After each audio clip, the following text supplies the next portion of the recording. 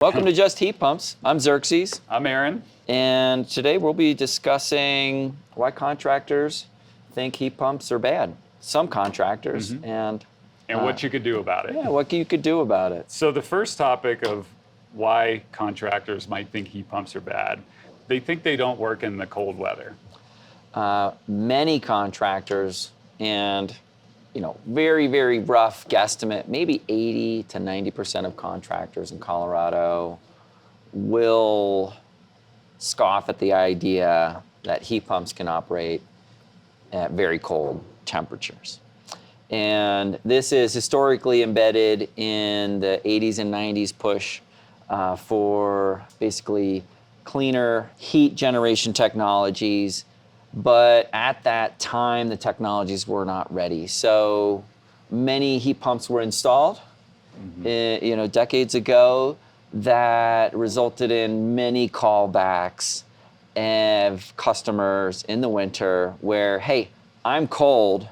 What's going on? There's cold air coming out of my vents. I have to wear a sweater. I set it at 67, it's 65. And those memories persist. They left a very bad taste in the industry for heat pumps, which it continues to today. So fast forward 30 years, 40 years to today, the technologies introduced 10, 15, 20 years ago for cold climate heating are superb. They work at very low temperatures, and they have the capability to heat. Layer on top of that older housing stock, right? Leaky homes, poor insulation, that is very noticeable when it's chilly out. I mean, when I say chilly, I mean below zero, right? So very cold nights. And on those nights, the heat loss in your house is very fast. And so in those scenarios, the design coupled with great technology is what keeps the home warm. And so it's an essential component, is coupling good design, understanding the building science, the leak rates, the installation levels, air exchange rates, and then what capacity the heat pump has when it's very cold. Then another cardinal rule for HVAC contractors is make sure your customer's comfortable. And if your customer's comfortable, they're probably not going to call you very often. They're not going to complain. They're not going to tell you that you did a bad job. And that's really rooted in integrity, right? So contractors want to leave their customers comfortable. And if there's any doubt in that whatsoever, they're going to recommend a furnace. They're going to recommend a furnace backup, gas backup. And that's where that kind of mindset comes from. And so it's really rooted in trying to keep folks comfortable. It also has another dimension of just not yet having enough experience and training and practice with the new heat pump technologies. The new ones being, even this year, are running down to well into the negative 20s Fahrenheit in British Columbia, in Vancouver, in Minnesota, in Montana. These things are operating at very cold temperatures with no problems at all. So good design, good installation, and happy customers, warm homes is really the goal here. And so we're just really, in Colorado specifically, at the cusp of an uptick in adoption of the new technology. It is disrupting old technology, and we see that tension playing out. Yeah. And the term callback, it's an industry term that means when a homeowner or a customer calls you back because of whatever reason, maintenance, they're not happy, their house is cold or too hot or anything like that. And one of the themes here today is about the intrinsic motivations of contractors. It's less efficient to run a small business when you're working with more calls in about issues and installations and so forth. And it's hard enough to run a company these days. So the intrinsic motivation for a lot of contractors will just be to make sure you're comfortable at any cost even if it's a long-term cost to you as a homeowner, to prevent those callbacks. So that's a little bit of what the callback situation means, and Yeah. and it goes right to the bottom line as running a small company too. But as you said, there's a lot of ways these days to design correctly for heat pumps, especially working down in cold weather, and that's correct design, understanding the building envelope, installing the right equipment, the right size equipment, measuring ductwork, and other things you can test for in the beginning so that it sets you up for success later on. Yeah. Yeah. And I think to kind of boil it down, when your customer calls you and says there's a problem, you have to go fix it. That's right. And you're losing money. Yeah. You're losing money on effort, or the contractor is going to lose some money in that exchange. They're going to help, of course, because they have integrity. They show up, they fix whatever problem needs to be fixed, but they got to pay for it, right? Yeah. They have to pay for the effort, pay for any parts, pay for maybe some major changes that need to be made, Yeah, you know? for sure. Okay, you do need, this ductwork is a big deal. We Yeah. need to change it, and now here we are. Yeah. Or actually, it turns out you needed insulation in your Yeah. ceiling. The design had a flaw, you know, those Yeah. kind of things. So, yeah, when we say callback, it's very much a giving. Mm-hmm. You know, the contractor is giving you time, investing money in your comfort. And so that's a good thing for the customer, and it's a challenging thing as a business owner. Definitely. So the next reason contractors might not like heat pumps is the theme of money. And there's a few themes around this. Do you want to take it? Yeah, the equipment, you know, say you have a comparison, you have a choice between a furnace AC combo, the legacy equipment. It's something that's been tried and true for a long time now. And then you have a heat pump choice, right? So a single piece of equipment.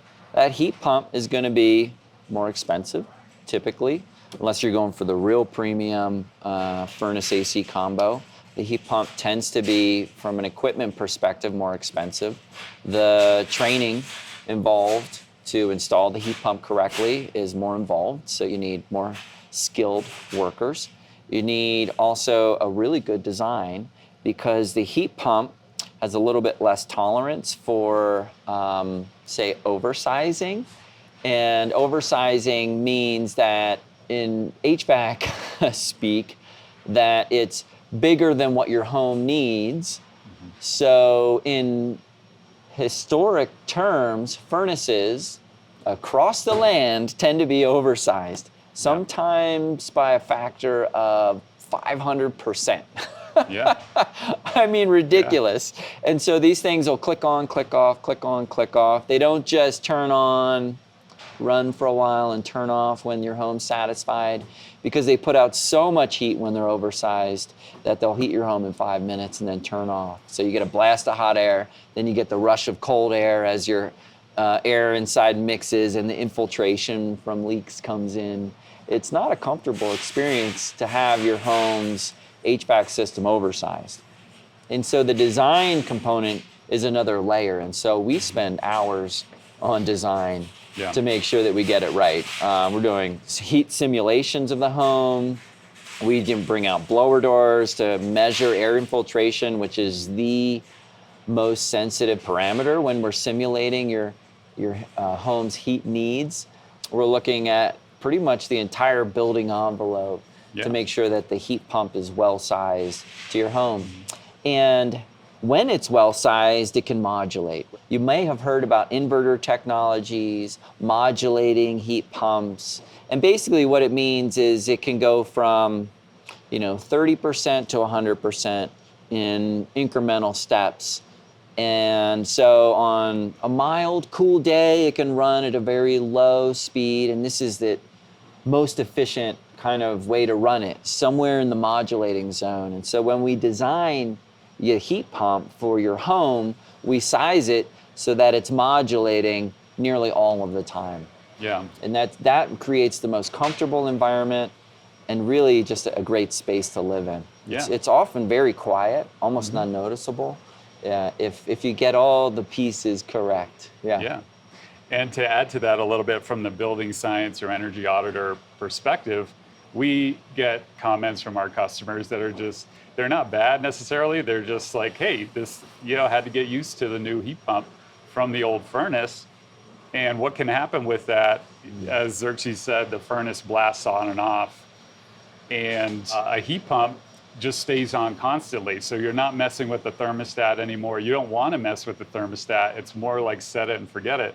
But because furnaces are anywhere from 3 to 5x oversized and blast on and off, they're also not on for a lot of the time, like say during 1 hour or 2 hours. So the building materials around it in your home can't heat up and stay at their own temperature to keep you comfortable. So the furnace might be blasting at 100 something, 150 degrees, 180 degrees Fahrenheit, but the materials around you in the home, the walls, the floors, furniture, will not heat up. And so the heat pump is meant to be a little bit opposite, where it just keeps a constant temperature all the time, modulating, as Xerxes said. And that is what takes a bit of getting used to sometimes. Realistically, what happens after a heat pump replaces a furnace. And back to the cost perspective, Yeah. the overall costs right now are being addressed with increasing manufacturing capabilities and capacity in the United States, basically onshoring manufacturing. We see new startup companies also developing U.S. manufacturing and brands. We're finally seeing some kind of legacy companies stepping up and making high-tech heat pump technologies made here. And the incentives are motivated from kind of global points of view, but also local air quality improvements, where we eliminate some of the burning fuels in our homes, then we can improve our indoor and local air qualities across the board. And a lot of cities and jurisdictions want that, especially when you're living in a polluted neighborhood. Sure. Oftentimes, Denver's in the top 10 of poorest air qualities on the planet. I mean, there are days that we're competing with, Delhi, Sure.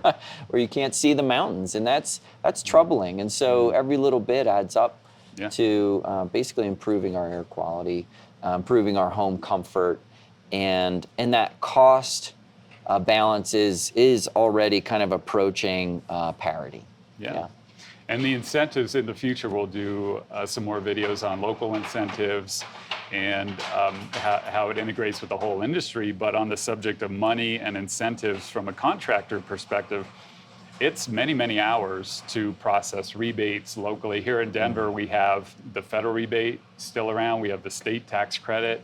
We have the local utility. Xcel Energy has a really big heat pump rebate right now as of spring of 2025. And then local city, county, and other groups also have incentives. So some of the heat pump proposals we send out have 5 or 6 line items with local incentives. And from an internal company perspective, it takes hours and hours to do the administration of that. About 10 hours per project. That's a lot of effort. About 10 hours a project. And that also requires that you really hone in on the correct equipment that qualifies across the board for this.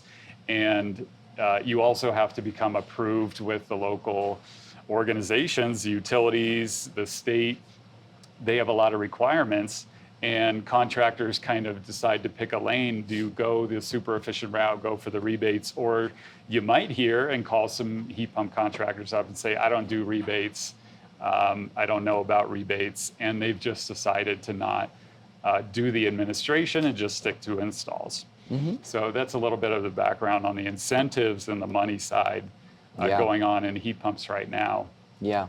That being said, the incentives are incredible for heat pumps, and in some cases high 4, if not 5 figures for every install on the residential side, and much more on the commercial side. Sometimes 30, 40, we've seen 50%. 50, half the project is covered by local incentives or more in Pretty some amazing. places. So yeah, it's really great. So just to relate to my personal story, when I had a heat pump installed on my house, this is before starting Just Heat Pumps, and honestly, this whole experience was my teacher.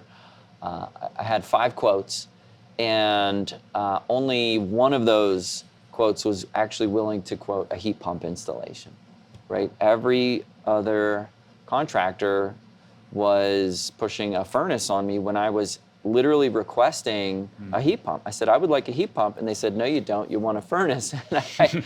And that was troubling to start. But then when the heat pump was installed on my home, by an elite contractor, turned out they were fly by night. They did a terrible job. They left many problems. And I think this will be a different episode for sure. But it just showed me the need to come out and start just heat pumps, right? To start this company that's going to do top quality work, that's going to stand behind the product, that's going to support people who want to get a heat pump in their home, that want the latest technology. They want this incredible comfort.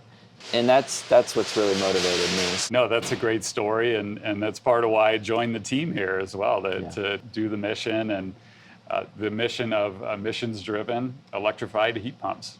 Absolutely. And we'll end it there for this one. We've got a lot more to talk about in future episodes on this subject and more. Again, I'm Aaron. I'm Xerxes. And we install electrified heat pumps in the Denver metro area. Feel free to reach out with any questions directly, and we'll see you in the next one.